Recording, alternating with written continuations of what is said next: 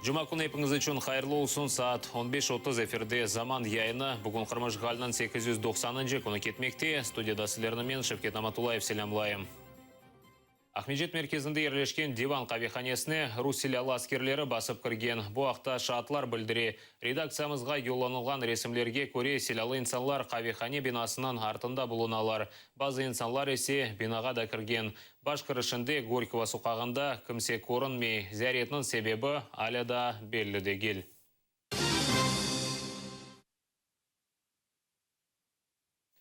Қырымдатар сияси мабуслерінің ішіні баққан Русияның Шимали Кавказ махкемесі экспертлер келешіні беклемезден махкеме тақиқатыны екінлеген. Бұны адвокат Эмиль Курбидинов білдірді. Ростов махкемесінде кечкен сене Ақиярда Хизбут Тахрир бірлешмесіне алақасы бар деп яқаланған 4 мұсылманның іші бақылы. Курбидиновның сөздеріне көре қадылар қабатланғанларыны біле соравдан кечірмегенлер. Невбетеке махкеме топлашуы август 16-сіне тайынленді. Ондан сон махкеме қарарын да шығара біле.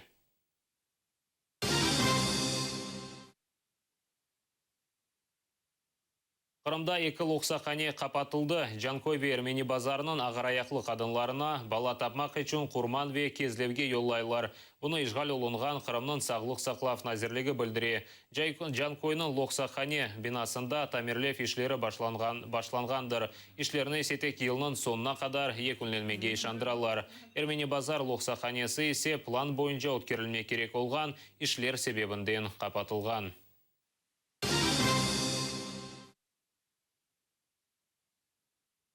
Acele yardım arabaları kelmey hastahанелерде бұйық невбетлер, екімлер, етішмейлер. Bu ise Rusiyanın bedavat tibbi yardımı. Айлықлар алчақ олғанындан себеп екімлер іштен бошамаға межбурлар. Ақиярылылар яңы тайынленген губернатор вазифесіні еда еткеніне Сағлық сақлав департаментінің елбашысы Юрий Васканянны іштен бошатылмасыны талап етелер. Еминлер о іштен кетсе, шиерде вазиет деңішежектір. Моему сыну было плохо. 40 температура, пошли камни. Мы 4,5 часа ждали врача. Ему 34 года. Не 90, хотя и тоже человека жалко. Когда я позвонила, говорю, я за рулем, у меня машина, можно я привезу? Нет, ждите скорую. Сколько ее можно ждать? А вы думаете, что у нас одна каретная скорая помощь на Нахимовский район? У нас же Дилова вообще мамы молодые жалуются, что невозможно попасть к врачу, потому что его просто там нет. Врач принимает на улице Ластовой, а мамы с детьми и с транспортом таким просто не могут туда добраться. Мы приходим, талонов нет, талонов нет, талонов нет. Приходится ездить черти куда, говорит, платным врачам для того, чтобы пройти специалиста. Вот она сейчас собирает девочку на поступление в это. Надо убрать его, немедленно убрать, иначе мы пропадем. Прошу вас, помогите нам, не то нам, участникам, детям любимым. Мы живем для них, детям, молодым людям, вам же. Помогите, уберите его, иначе что-то вот нет сил больше говорить. Прошу вас. Кереш базарларында фаалиет көстерген иш адамлары işsiz қалды. Ишгалжа акимиеті оларны тек тижарет ноқталарындан дегелде атты сатқан малындан марум қалдырды. Тешкілетілген беледе тешкілатлары оларны ешбір қарар көстермейіп, еш ерлерінден қуған. Шымды ерні дигер сатыжыларға айырғанлары. Все квитанции у меня есть об оплате аренды. Все, но договора аренды они мне не дают.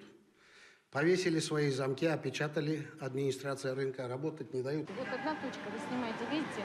Ее уже продали, на ней работают совершенно другие люди. То есть меня выгнали, другим людям отдали. Произошел захват, уже неделю, как мы не работаем. Вот. Работает другой человек. Документов мне не показали. Почему, как мне не приходить сюда, ничего. Все безосновательно было и физически захвачено.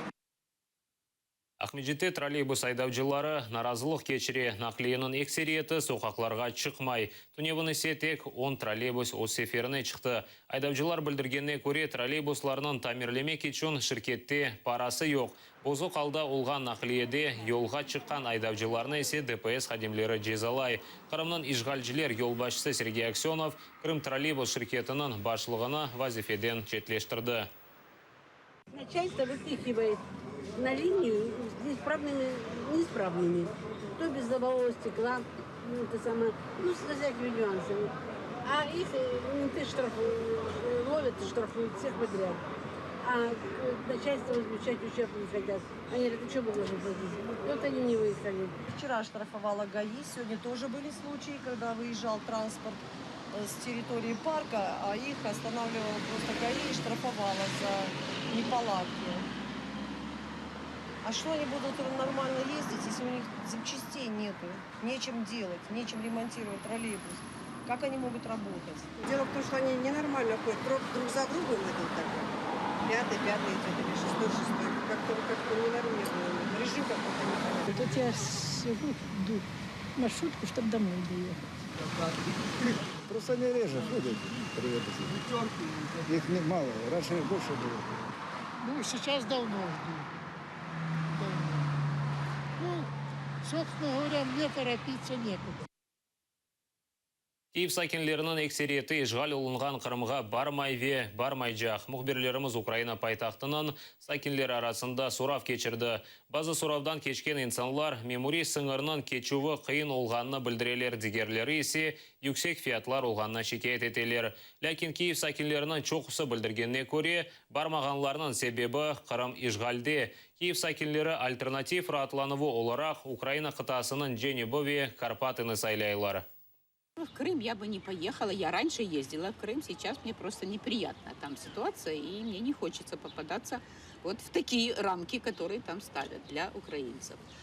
А куда бы я поехала? У нас есть, можно поехать в Одессу, можно поехать в Затоку, я там бывала несколько раз, и это очень приятно. А можно в Карпаты, там, правда, нет моря, но зато есть прекрасный горный воздух. В Крым нет. Когда будет украинским, татарским, пока нет, точно нет. В Крыму много чужих, будем так говорить. Не знаю, сейчас там, наверное, все поменялось и не в лучшую сторону.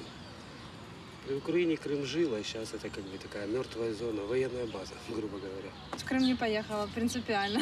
Просто чисто принципиально. Ну и сервис там не отвечает как бы тем деньгам, которые они запрашивают. В Крым поехала бы. Но как-то сейчас не совсем выходит. Но там очень интересно, красиво. Я там была в прошлом году, и мне очень жаль, что теперь туда сложнее попасть. Думаю, не поехал бы, потому что там сейчас неспокойно. И не хотелось бы подвергать себе риску. И своих родных тоже. Отдыхал в Крыму раньше. Вот отдых за границей намного, конечно, лучше, чем в нашем Крыму. Цены такие же, обслуживание просто никакое. Поэтому, честно, лучше бы поехал бы за границу. Все-таки неприятно ехать в Крым, конечно. Поїхала би куди-то на юг України. Ті перепони, які пов'язані бути, так сказати, перетинанням кордону, ті відносини, які там можуть бути, виникнути з правоохоронними органами чи з іншими структурами, це нам не потрібно. Ми краще поїдемо відпочивати в Туреччину чи Туніс, а може бути і іншу державу. Не ехала бы, потому что Крым теперь не тот. На самом деле много знакомых ездит сейчас в Крым и отлично отдыхают. Немножко дорого, но отлично. В Крым не поехали из-за того, что проблемы, знаю, что на границах. Вот, поехали в Херсонскую область, в Железный порт. Не поехала бы в Крым. Не поеду в ближайшее время. Из-за политических убеждений неприятно туда ездить, скажу вам честно. Нет, не поехал бы. Однозначно, пока так Крым отобрали, даже нет ни малейшего желания туда ехать. Во-первых, и дорого. Сейчас проще поехать, наверное, в Болгарию. А по Украине куда поехать? Даже не знаю, больше в Карпаты сейчас. Ну как я могу поехать в оккупированную территорию?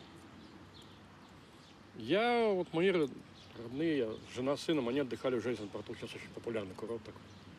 И я бы, конечно, поехал, только на танке. Августың 9-ында украинлерге тамыр халқлар ақында қатырлатажақлар. Украина информацион азирінің бірінші муавины Миниджипар бұқын өткерілежек мерасимлер ақында екее етті. Украинаның меркези телеканаллары Украина тамыр халқлары оларақ танылған Қырым-татар, Қырымчақ ве Караймлернен бағлы роликлер көстережектір. Мұне бәрабер бұл мевзуға бағышланған илми конференцияда кечірілежек.